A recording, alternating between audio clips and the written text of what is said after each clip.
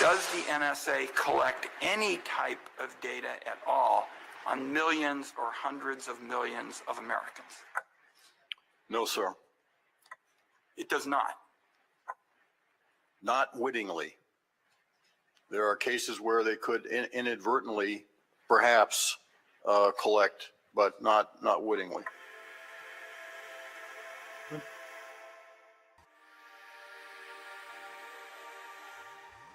Surveillance technologies have outpaced democratic controls.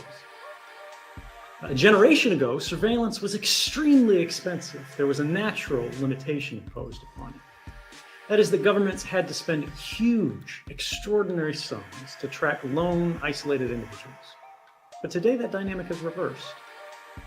One guy sitting in front of a monitor can track with precision an unimaginably large number of people.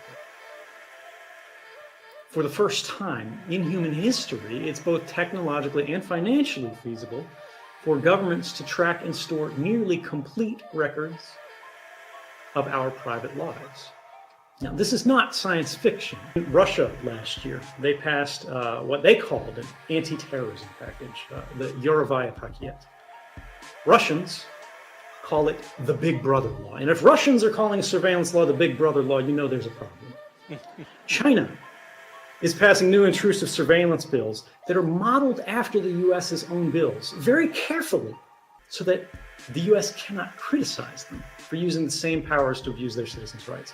Even in developed democracies, places that should know better, in the past few months, the United Kingdom passed the most extreme surveillance bill in the history of Western democracy, called the Investigatory Powers Bill. It takes everything the NSA was doing, institutionalizes it, and expands it to a level of intrusive detail that truly is beyond what we have seen the worst police states in history have within their authorities to go after.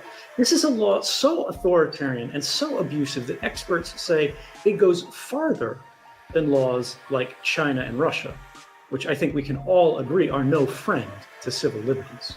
These guys see themselves in large part as all players on the same team for influence and control.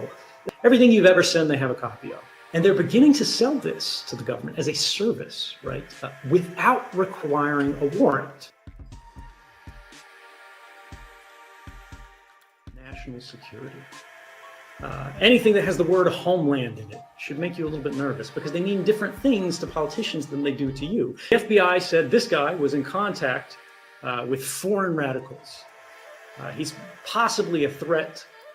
The Attorney General himself was briefed on the case. Personally approved wiretaps said, this is fine, this is what we should be doing, even though this was a US citizen, even though he was born here.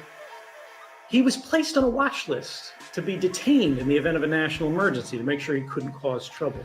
And of everybody the FBI was tracking at the time, the head of the FBI's domestic intelligence unit said he thought this guy was the most dangerous from the standpoint of national security.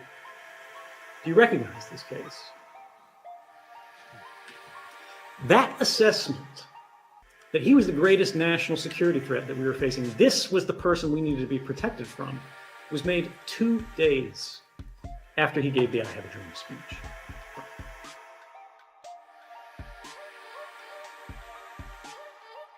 National security is what Martin Luther King was a threat to, right?